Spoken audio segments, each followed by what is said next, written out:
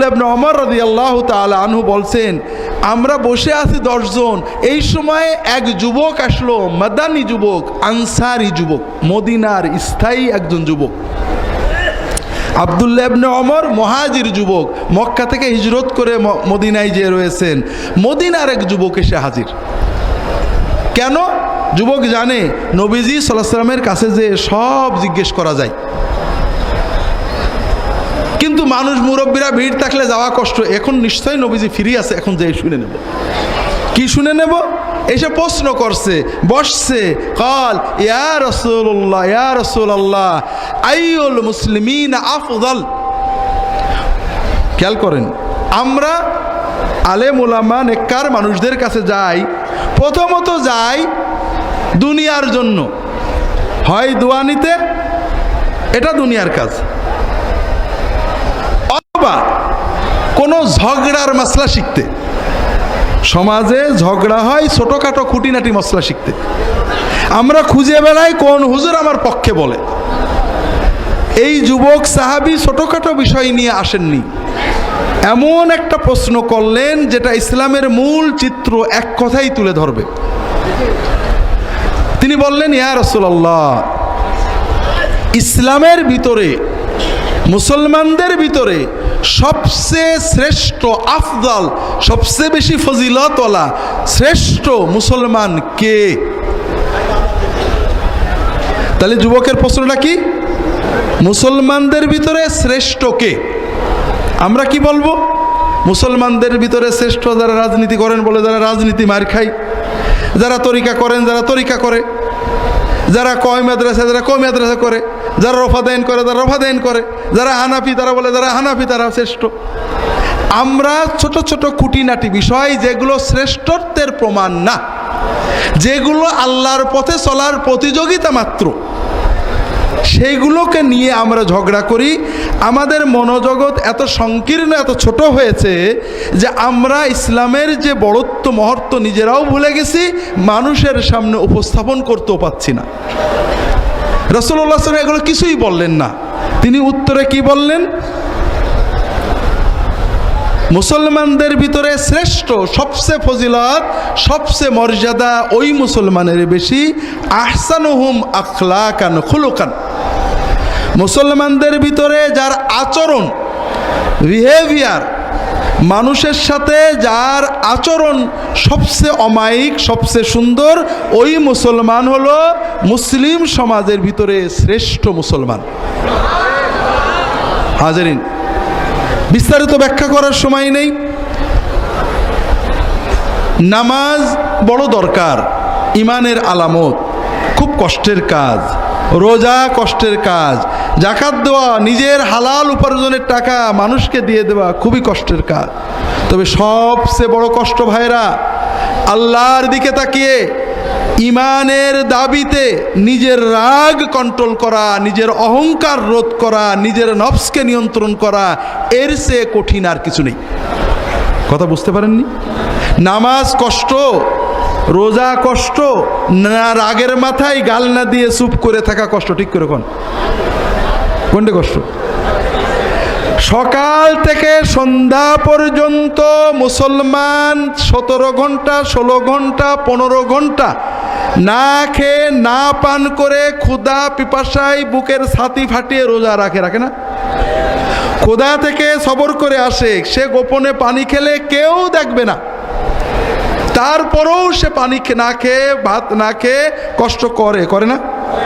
কিন্তু ওই মুসলমানই ওই রোজা অবস্থায় একজন একটা বাজে কথা করলে ভট করে রেগে খারাপ কথা বলে না? তাহলে 17 ঘন্টা না খেয়ে থাকা কঠিন, না রাগের মাথায় নিজেকে নিয়ন্ত্রণ করা কঠিন? হ্যাঁ, আপনারা বলবেন রাগ তো একটা মানে ন্যাচারাল, এ তো হুজুর কন্ট্রোল করা যায় না। এটাও একটা মিথ্যা কথা। আপনি প্রচণ্ড রেগেছেন, একজন রিক্সাওয়ালা আপনার পায়ের উপর চাকা তুলে দিয়েছে বা আপনার জামা ছিঁড়ে দিয়েছে, একজন গরিব মানুষ বাজে কথা বলেছে, একটা ফকির আপনার ধাক্কা দিয়েছে, আপনি যাচ্ছিলেন মসজিদ থেকে বেরিয়ে একটা ফকির জামা ধরে টান দিয়েছে, আপনি রেগে চোখ লাল করে তাকিয়েছেন, ঘুষি দেবেন বা রাগ করবেন। এমন সময় দেখেন আপনার পাশেই এমপি সাহেব দাঁড়িয়েছে, আপনাকে ডাক দিয়েছে, আপনার রাগ কি থাকবে? তাহলে এমপিকে দেখার কারণে আপনার রাগটা চলে গেল, ঠিক না? আপনি ঘরে বউয়ের সাথে অথবা আপনার বউ স্বামীর সাথে ঝগড়া করছে, রাগ একেবারে চোখ লাল হয়ে গেছে প্রচণ্ড। এমন সময় দেখেন ঠকঠক করে দরজায় কেউ কি করছে, ঠকঠক করছে, নক করছে। আপনি রাগে চোখ ফুলিয়ে কে রে বিরক্ত করে এই অসময়ে দরজা খুললেন। দরজা খুলে দেখেন আপনার বস দাঁড়িয়ে আছে, রাগ তো থাকবে?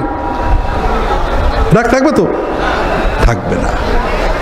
আপনি ঝগড়া করছেন আপনার বউয়ের সাথে, স্বামীর সাথে, অথবা বন্ধুর সাথে, অথবা আপনার কোনো অধীনস্থ একেবারে রেগে গিয়ে চোখ লাল হয়ে গেছে, যা তা গাল দিচ্ছেন, মোবাইল বেজে উঠলো, মোবাইল মনে হলো ফেলে দেব, তাকাই দেখি কি, তাকাই দেখি প্রধানমন্ত্রী দপ্তর থেকে ফোন করেছে। রাগ থাকবে? থাকবে না? থাকবে না? থাকবে না। তাহলে আমরা যে বলি রাগ দমন করা যায় না, এটা মিছে কথা। রাগ খুব দমন করা যায়। কথা হলো আপনি কাকে দেখে দমন করবেন, এমপিকে দেখে, বসকে দেখে, প্রধানমন্ত্রীর দপ্তরের মোবাইল দেখে, নাকি আল্লাহকে দেখে রাগ বন্ধ করবেন? এইটা হলো ঈমান। কথা বুঝতে পেরেছেন? যখন আপনার ঈমান সবসময় অ্যাক্টিভ থাকবে, প্রচণ্ড রাগ হয়েছে, চড় মারতে কিল মারতে মন চাচ্ছে, গাল দিতে মন চাচ্ছে, কিন্তু আল্লাহ দেখছে, বেফাস কথা বললে রাগ করবে। আল্লাহ কুরআন কারিমে বলেছেন, ওয়াসারিউ ইলা মাগফিরাতিম মির রাব্বিকুম ওয়া জান্নাতিন আরদুহাস সামাওয়াতু ওয়াল আরদু উইদ্দাত লিল মুত্তাকিন। তোমরা দৌড়াও সেই জান্নাতের দিকে, তোমরা দৌড়াও সেই জান্নাতের দিকে যে জান্নাত আসমান জমিনের মতো প্রশস্ত। সেই জান্নাত আল্লাহ বানিয়েছেন মুত্তাকিদের জন্য। সেই মুত্তাকি কারা? টুপি, জুব্বা, পাগড়ি, তাহাজ্জুদ কোনোটাই রাসূলুল্লাহ আল্লাহ কোরআনে বললেন না। কোন মুত্তাকি? আল্লাযীনা ইউনফিকুনা ফিস সাররা'i ওয়াদ দাররা' ওয়াল কাযিমিনাল গায়যা ওয়াল আফিনা আনিন নাস। আল্লাহ মুত্তাকি, যে মুত্তাকিদের জন্য জান্নাত বানিয়েছেন, সেই মুত্তাকিদের পরিচয় দিয়ে 4টে কোয়ালিটি বলেছেন। 1 নম্বর হলো তারা অভাব থাক আর সচ্ছল থাক, দারিদ্র থাক আর সম্পদ থাক, সবসময় যতটুকু পারে আল্লাহর পথে ব্যয় করে। ব্যয় করে মানে কি? দরগা মাজারে সিন্নি দেয় না, ব্যয় করে কিভাবে? আল্লাহ কোরআন অন্য জায়গায় বলেছে, কুল মা আনফাকতুম মিন খাইরিন ফালিল ওয়ালিদাইনি ওয়াল আকরাবিন ওয়াল ইয়াতামা ওয়াল মাসাকিন ওয়া ইবনিস সাবিল। তোমরা যদি ব্যয় করতে চাও, ব্যয় করবে কি? আগে মা বাবার জন্য। তোমার সব ব্যয়ের বড় ব্যয় হবে মা বাবার জন্য। এরপরে যদি কিছু থাকে, মা বাবার পরে আত্মীয় স্বজন, এতিম, বিধবা, দরিদ্র, অসহায়, মুসাফির, এদের জন্য ব্যয়কে আল্লাহ কোরআনে ব্যয় বলেছেন। কথা বোঝেননি? যে যারা সচ্ছল হোক আর দরিদ্র হোক, সকল অবস্থায় ব্যয় করে। এইটা বলে না আরে গরিব মানুষ কি দেব, বড় লোক হই দেব না, 2 টাকা আছে 1 টাকা দেয়, 2 লাখ আছে 1 লাখ দেয়। সব সময়ই চেষ্টা করে মানুষের কল্যাণে। প্রথমে পিতামাতা, নিজের পরিবার, সন্তান, স্ত্রী, এরপরে আত্মীয় স্বজন, পাড়া প্রতিবেশী, সমাজের দরিদ্র, অসহায়, বিধবা, এই রকমভাবে সে মানুষের জন্য ব্যয় করতে থাকে। ওয়াল কাযিমিনাল গায়যা, দ্বিতীয় কোয়ালিটি, দ্বিতীয় বৈশিষ্ট্য আল্লাহ বললেন, যারা রাগ দমন করে, ক্রোধ সম্বরণ করে, ওয়াল আফিনা আনিন নাস, মানুষদেরকে মাফ করে। আল্লাহ জান্নাত বানিয়েছেন, তাদের 3টে কোয়ালিটি গেল।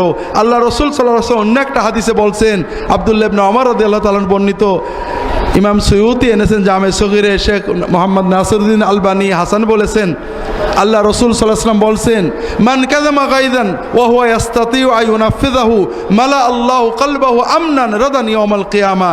যদি কারো রাগ হয়েছে, এমন মানুষের উপরে রাগ হয়েছে যেখানে রাগ ঝাড়া যায়, রাগটাকে এক্সিকিউট করা যায়, স্ত্রীর উপরে, স্বামীর উপরে, ছেলের উপরে, মেয়ের উপরে, ছাত্র ছাত্রীর উপরে, নিম্ন কর্মচারীর উপরে, গরিব মানুষের উপরে, দুর্বলের উপরে, যাকে রাগ ঝেড়ে দেওয়া যায়, এই রকম কারোর উপরে যদি কারোর রাগ হয়, এরপরও ঝেড়ে দেওয়ার, শাস্তি দেওয়ার, গাল দেওয়ার সুযোগ থাকা সত্ত্বেও সে রাগ দমন করে, মাফ করে দেয়, কিয়ামতের দিনে যেদিন সবাই উৎকণ্ঠিত থাকবে, রাসূলুল্লাহ সাল্লাল্লাহু আলাইহি ওয়াসাল্লাম বলছেন, কিয়ামতের দিনে আল্লাহ তাআলা তার অন্তরটাকে শান্তি, নিরাপত্তা, তৃপ্তি দিয়ে ভরপুর করে দেবেন।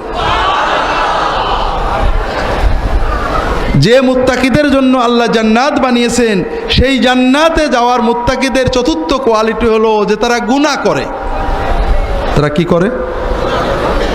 বড় মজার ব্যাপার না?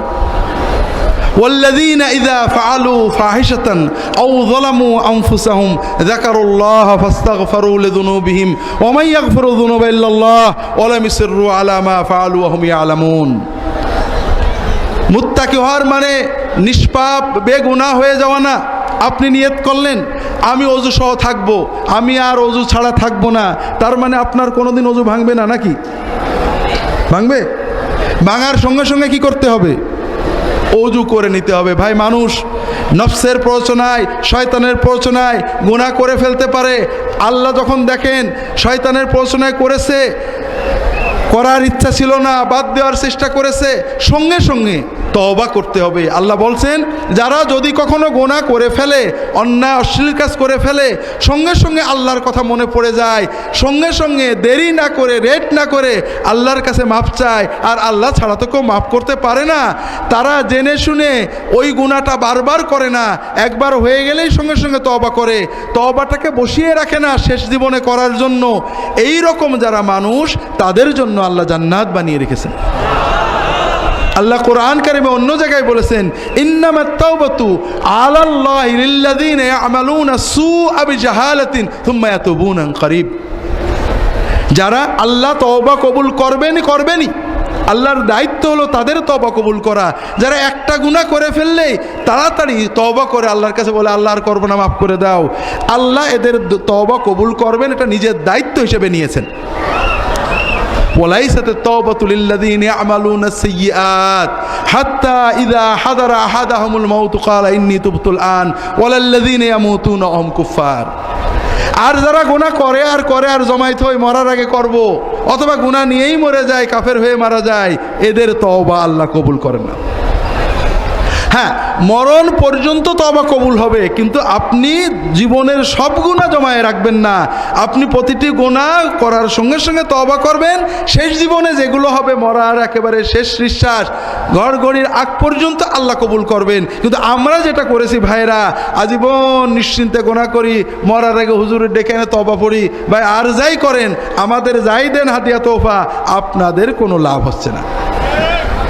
আপনারা ঘরে বসে যখন যে গুনাহ হবে তওবা করবেন, হুজুরের কাছে আসবেন, তওবার মহব্বত, তওবার আবেগ তৈরি করবেন, আর সবসময় কোনো গুনাহ পিছিয়ে রাখবেন না। আল্লাহ কবুল করে নিন, আমিন। যেটা বলছিলাম ভাইরা, এজন্য রাসূলুল্লাহ সাল্লাল্লাহু আলাইহি ওয়াসাল্লাম বললেন কি, যে মুসলমানদের ভিতরে শ্রেষ্ঠ মুসলমানকে যার আচরণ ভালো। আর এই আচরণের মাপকাঠি রাসূলুল্লাহ সাল্লাল্লাহু আলাইহি ওয়াসাল্লাম বলে দিলেন, এই ভালো মানুষদের ভিতরে আকমালুল মুমিনিনা ঈমানান আহসানুহুম খুলুকান ওয়া খিয়ারুহুম খিয়ারুহুম লিআহলিহি। মুমিনদের ভিতরে সেই মুমিনই শ্রেষ্ঠ, তারই ঈমান পূর্ণ যে মানুষের সাথে ভালো আচরণ করে। আর ভালোদের ভালো, বেস্ট অফ দ্য বেস্ট কে, যে বাড়িতে পরিবারের সাথে, বউয়ের সাথে, স্বামীর সাথে ভালো আচরণ করে, সেই হলো বেস্ট মুমিনদের ভিতরে বেস্ট। তো ভাইরা, একজন আমাকে বলছে কালকের ওয়াজ শুনে, যে আপনার ওয়াজ লোকেরা পছন্দ করে না, আপনার ওয়াজে কেউ সুবহানাল্লাহ কয় না, আর অন্যান্য হুজুরা ওয়াজ করলে মাশাআল্লাহ অনেক সুবহানাল্লাহ কয়। আমি করবো কি, আমার ওয়াজ পছন্দ হয় না, লোকদের বসে থাকে আলহামদুলিল্লাহ। যেটা বলছিলাম ভাইরা, তাহলে আপনি রাগ দমন করেন, বাইরের মানুষদের সাথে আচরণ ভালো করেন, এটা খুব বড় কাজ। কিন্তু এখানে অনেক সময় লৌকিকতা থাকে। কিন্তু আপনি বাড়ির ভিতরে ঢুকেছেন, ঘরের দরজা বন্ধ করেছেন, আর কেউ নেই, স্বামী স্ত্রী অথবা বাড়ি ছেলে মেয়ে, আব্বা আম্মা, সেখানে আমরা কিন্তু লৌকিকতার চাদর খুলে ফেলি। যে কারণে যে স্ত্রী বান্ধবীদের সাথে, আত্মীয়দের সাথে কি মধুর মধুর কথা বলে, স্বামীর কাছে গেলেই কেমন যেন হঠাৎ করে সব দুষ্টামি বেরিয়ে পড়ে। যে স্বামীটা বন্ধুদের সাথে, পীর ভাইদের সাথে কি সুন্দর মজার মজার অমায়িক গল্প করে চা খাওয়ায়, ঘরে গেলে যেন একেবারে নেকড়ে বাঘ হয়ে যায়। আছে না নেই? এর নাম ঈমান না, এর উল্টোটা ঈমানের দাবি। যে লোকের ভিতরে তো আপনি লৌকিকতাতে ভালো করবেন, হতেই পারে, কিন্তু কেউ দেখছে না, আল্লাহ একা দেখছেন। সেখানেও যখন আল্লাহর দিকে তাকিয়ে আপনি ইমানে সচেতন হয়ে স্ত্রীর সাথে ভালো ব্যবহার, স্ত্রীর গালি সহ্য করবেন, আপনি তাকে খারাপ কথাটা বলবেন না, আপনি আল্লাহর দিকে তাকিয়ে ভালো কথা বলার চেষ্টা করবেন, সবর করার চেষ্টা করবেন, স্ত্রী স্বামীর সাথে খারাপ আচরণ করবে না, ভালো আচরণ করবে, আল্লাহর দিকে তাকিয়ে সবর করার চেষ্টা করবে, প্রত্যেকে তার দায়িত্ব পালন করার চেষ্টা করবে, এরাই হলো বেস্ট মোমেন্টদের ভিতরে আল্লাহ তাআলার কাছে বেস্ট।